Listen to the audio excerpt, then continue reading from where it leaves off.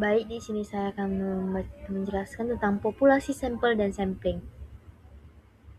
Populasi adalah wilayah generasi yang terdiri dari atas objek, subjek yang mempunyai kualitas dan karakteristik tertentu yang ditetapkan oleh peneliti untuk dipelajari kemudian ditarik kesimpulannya. Misalnya akan melakukan penelitian di sekolah X, maka sekolah ini merupakan populasi. Sekolah X mempunyai sejumlah orang, objek, dan objek yang lain. Hal ini berarti populasi dalam jumlah kuantitas.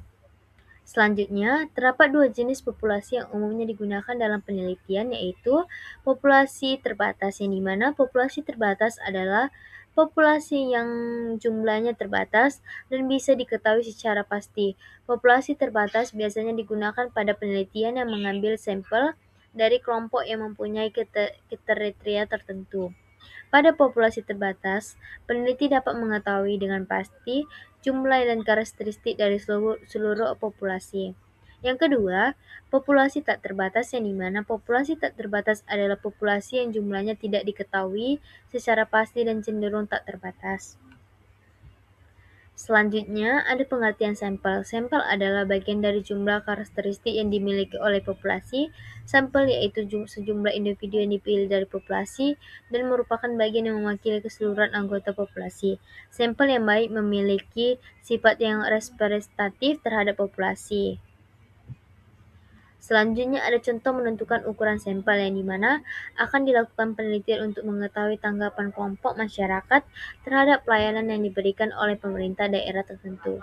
Kelompok masyarakat itu terdiri dari 100.000 orang yang dapat dikelompokkan berdasarkan jenjang pendidikan, yaitu lulus S1 sampai dengan sarjana muda.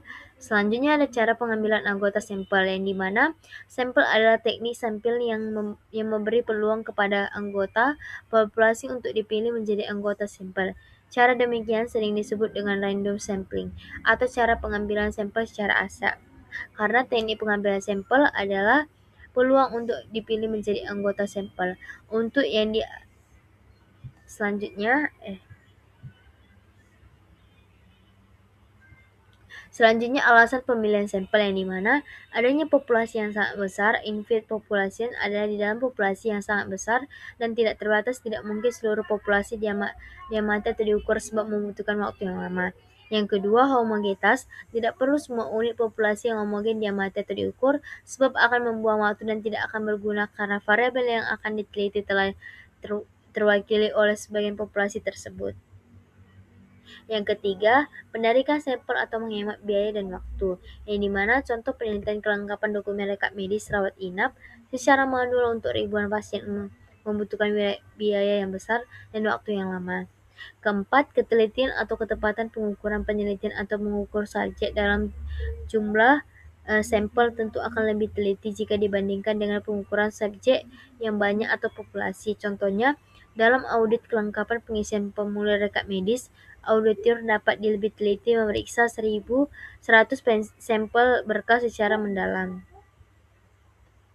Selanjutnya ada karakteristik sampel yang baik, yang dimana dapat menghasilkan gambar karakteristik populasi yang tepat. Contohnya, dalam penelitian tentang kelengkapan pengisian rekap medis, pasien rawat inap di rumah sakit sampel secara acak berproporsional dari berbagai bangsa penyakit dalam anak, bedah, dan lain-lain. Dua, dapat menentukan persepsi atau ketepatan hasil penelitian dengan menentukan standar yang ditaksir yang diperoleh. Contohnya, setelah mengambil sampel rekap medis, peneliti menghitung tingkat kelengkapan dan standar deviasi dari data tersebut.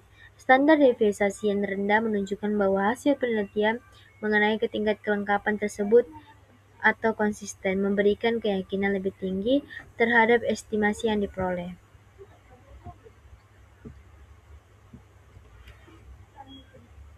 Selanjutnya ada faktor yang mempengaruhi penetapan jumlah sampel. Pengukuran sampel biasanya ditentukan melalui dua dasar pemikiran, yaitu ditemukan atas dasar pemikiran statistis dan ditentukan atau dasar dari non-statistis.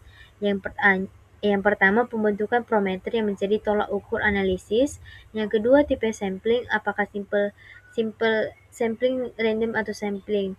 Yang ketiga, variabilitas variabel atau yang teliti, yang dimana Keseragaman variabel yang diteliti makin tidak seragam atau heterogen. Variabel yang diteliti makin besar ukurannya atau minimal. Selanjutnya, ada faktor yang mempengaruhi penetapan jumlah sampel. Yang pertama, kendala waktu atau time constraint. Yang kedua, biaya. Yang ketiga, kesediaan suatu sampel. Yang keempat, menentukan populasi target. Yang kelima, membuat kerangka sampel. Yang ketujuh, menentukan ukuran sampel. Yang keenam, menentukan teknik dan rencana pengambilan sampel. Yang kedelapan, melakukan pengambilan sampel. Selanjutnya, teori yang pertama, populasi adalah seluruh subjek atau objek penelitian dimiliki karakteristik tertentu dan menjadi sarana penelitian.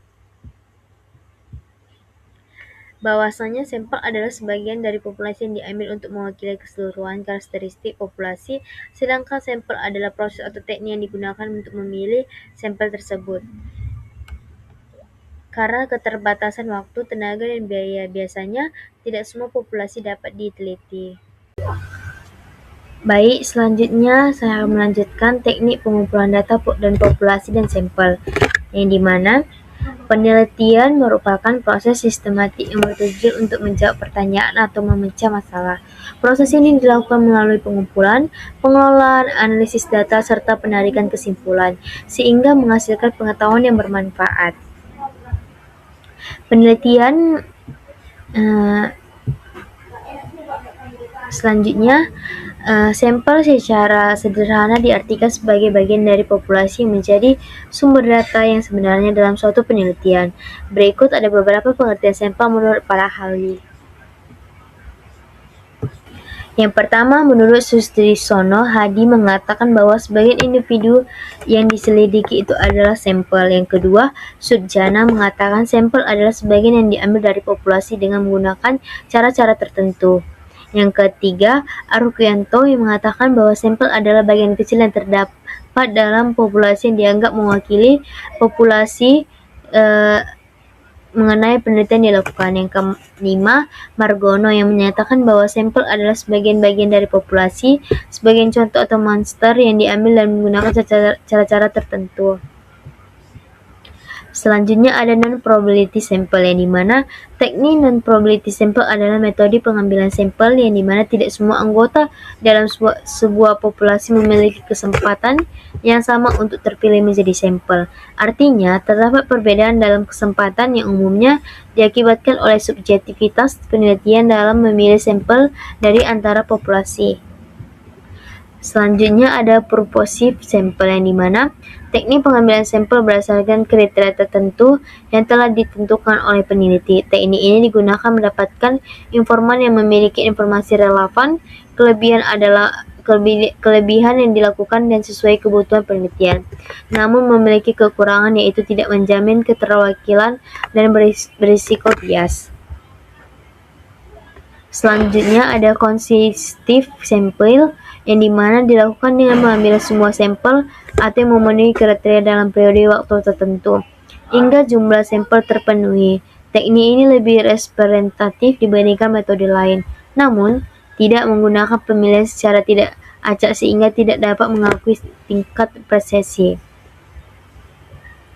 Selanjutnya ada confession sample, yang dimana adalah teknik pengambilan sampel berdasarkan kemudahan ketersediaan responden. Teknik ini sangat mudah, cepat, dan hemat biaya, tetapi memiliki tingkat bias yang tinggi sehingga hasil penelitian kurang akurat dan dapat dipertanggungjawabkan.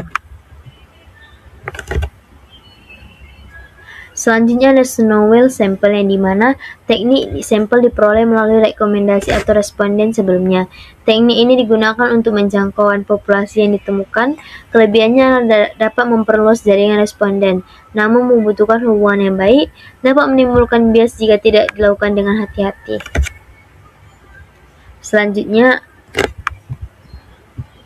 ada kuota dan structured sample, yang dimana dilakukan dengan menentukan jumlah responden tertentu pada setiap kategori tanpa pemilihan secara acak.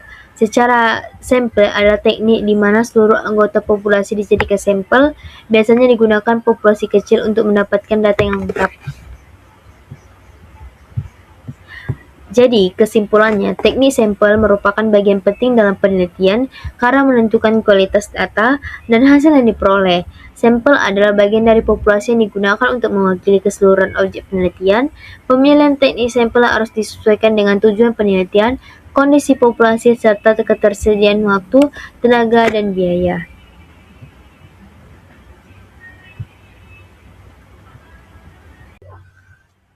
Baik, selanjutnya saya akan melanjutkan teknik pengumpulan data dan populasi dan sampel, yang dimana penelitian merupakan proses sistematik yang bertujuan untuk menjawab pertanyaan atau memecah masalah. Proses ini dilakukan melalui pengumpulan, pengelolaan, analisis data, serta penarikan kesimpulan, sehingga menghasilkan pengetahuan yang bermanfaat. Penelitian eh, selanjutnya, sampel secara sederhana diartikan sebagai bagian dari populasi yang menjadi sumber data yang sebenarnya dalam suatu penelitian. Berikut ada beberapa pengertian sampel menurut para ahli. Yang pertama, menurut Sustrisno Hadi mengatakan bahwa sebagian individu yang diselidiki itu adalah sampel. Yang kedua, Sudjana mengatakan sampel adalah sebagian yang diambil dari populasi dengan menggunakan cara-cara tertentu. Yang ketiga, Arukyanto yang mengatakan bahwa sampel adalah bagian kecil yang terdapat dalam populasi yang dianggap mewakili populasi eh, mengenai penelitian dilakukan. Yang kelima, Margono yang menyatakan bahwa sampel adalah sebagian bagian dari populasi, sebagian contoh atau monster yang diambil dan menggunakan cara-cara tertentu. Selanjutnya ada non-probability sample, yang dimana teknik non-probability sample adalah metode pengambilan sampel yang dimana tidak semua anggota dalam sebuah populasi memiliki kesempatan yang sama untuk terpilih menjadi sampel. Artinya, terdapat perbedaan dalam kesempatan yang umumnya diakibatkan oleh subjektivitas penelitian dalam memilih sampel dari antara populasi. Selanjutnya ada purposive sample, yang dimana teknik pengambilan sampel berdasarkan kriteria tertentu yang telah ditentukan oleh peneliti. Teknik ini digunakan mendapatkan informan yang memiliki informasi relevan. Kelebihan yang dilakukan dan sesuai kebutuhan penelitian, namun memiliki kekurangan yaitu tidak menjamin keterwakilan dan berisiko bias. Selanjutnya ada consistive sample, yang dimana dilakukan dengan mengambil semua sampel atau yang memenuhi kriteria dalam periode waktu tertentu, hingga jumlah sampel terpenuhi. Teknik ini lebih representatif dibandingkan metode lain, namun tidak menggunakan pemilihan secara tidak acak sehingga tidak dapat mengakui tingkat presisi. Selanjutnya ada confession sample, yang dimana adalah teknik pengambilan sampel berdasarkan kemudahan ketersediaan responden. Teknik ini sangat mudah, cepat, dan hemat biaya, tetapi memiliki tingkat bias yang tinggi sehingga hasil penelitian kurang akurat dan dapat dipertanggungjawabkan. Selanjutnya ada Snowball sample, yang dimana teknik sampel diperoleh melalui rekomendasi atau responden sebelumnya. Teknik ini digunakan untuk menjangkauan populasi yang ditemukan. Kelebihannya dapat memperluas jaringan responden, namun membutuhkan hubungan yang baik, dapat menimbulkan bias jika tidak dilakukan dengan hati-hati. Selanjutnya ada kuota dan structured sample, yang dimana dilakukan dengan menentukan jumlah responden tertentu pada setiap kategori tanpa pemilihan secara acak. Secara sampel adalah teknik di mana seluruh anggota populasi dijadikan sampel. Biasanya digunakan populasi kecil untuk mendapatkan data yang lengkap. Kesimpulannya, teknik sampel merupakan bagian penting dalam penelitian karena menentukan kualitas data dan hasil yang diperoleh. Sampel adalah bagian dari populasi yang digunakan untuk mewakili keseluruhan objek penelitian. Pemilihan teknik sampel harus disesuaikan dengan tujuan penelitian, kondisi populasi, serta ketersediaan waktu, tenaga, dan biaya.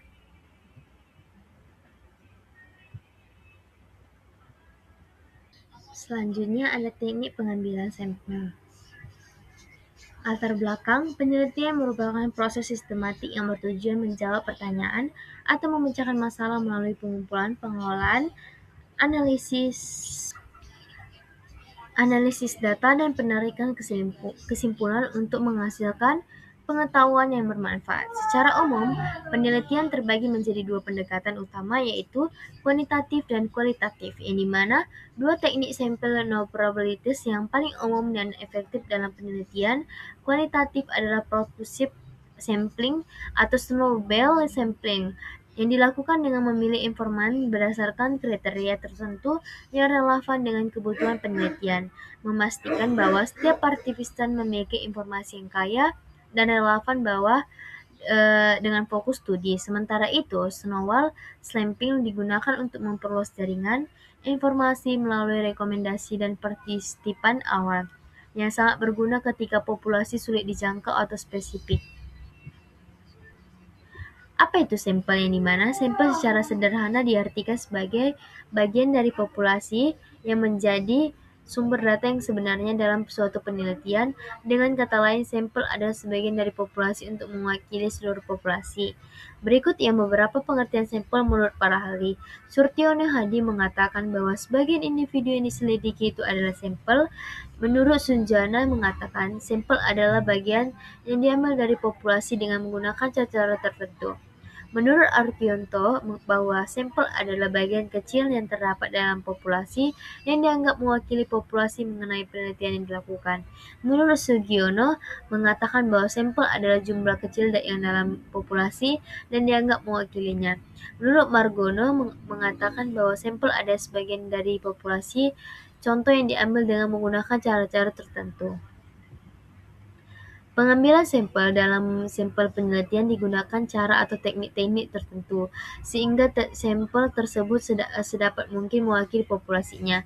Teknik ini biasanya disebut dengan teknik sampel, yang dimana dalam penelitian survei teknik sampel ini sangat penting dan perlu diperhitungkan masa-masa, sebab teknik ini pengambilan sampel yang tidak baik akan mempengaruhi hasil penelitian. Bagaimana proses penelitian sampel disebut pengambilan sampel atau sampling? Ada beberapa metode pengambilan sampel yang dapat digunakan, seperti pengambilan sampel acak, sederhana, pengambilan sampel bertahap, pengambilan sampel stratifikasi, atau sebagainya. Tujuan utama dari pengambilan sampel adalah mengurangi bias, yang dimana penyimpanan persepsi, dan memastikan bahwa sampel yang dipilih mewakili populasi dengan baik, sehingga penelitian dapat diterapkan secara lebih umum dan lebih tingkat akurasinya sesuai dengan yang diharapkan atau direncanakan oleh seorang peneliti. Apa sih itu non-probability sample? Yaitu non-probability sample adalah teknik pemilihan sampel yang tidak diberikan kesempatan yang sama kepada setiap elemen populasi untuk terpilih sebagai bagian dari sampel. Teknik non-probability adalah metode pengambilan sampel di mana tidak semua anggota dalam sebuah populasi memiliki kesempatan yang sama untuk diterpilih menjadi sampel. Artinya, terdapat perbedaan dalam kesempatan yang umumnya diakibatkan oleh subjektivitas penelitian dalam memilih sampel dari antara populasi. Penelitian dapat menggunakan probability sampling yang dapat dipilih secara random. Misalnya, bila tidak ada sampel frame atau yang lengkap, misalnya karena tidak mengetahui bersamaan populasi, maka tidak akan menggunakan probability sampling. Selanjutnya, keunggulan non-probability sampling. Yang pertama itu murah, yang kedua digunakan bila tidak ada sampling frame, yang ketiga digunakan bila populasi menyebar sangat luas sehingga prosedur sampling menjadi tidak efisien. Selanjutnya ada sampling terdiri dari 4. Yang pertama, purposive sampling adalah sebuah cara untuk mendapatkan sampel dengan memilih sampel di antara populasi sesuai dengan yang dikehendaki oleh peneliti. Pada teknik ini, penelitian memiliki sampel purposive bertujuan secara subjektif. Yang selanjutnya kelebihannya, yang dimana sampel digunakan adalah sampel yang memang dibutuhkan untuk peneliti. Yang kedua, tergolong mudah untuk dihasilkan, dikarenakan sampel yang terpilih biasanya mudah ditemui atau didekati oleh peneliti. Kekurangannya ialah dalam segi jumlah sampel yang dipilih tidak ada jaminan atau mewakili. Karena tidak menggunakan sistem acak, maka kemudian resiko bias meningkat. Contoh sampelnya itu terdiri dari 20 informan atau yang dipilih berdasarkan terlibat langsung dalam implementasi rekap medis elektronik. Yang kedua, memiliki pengalaman minimal 6 bulan.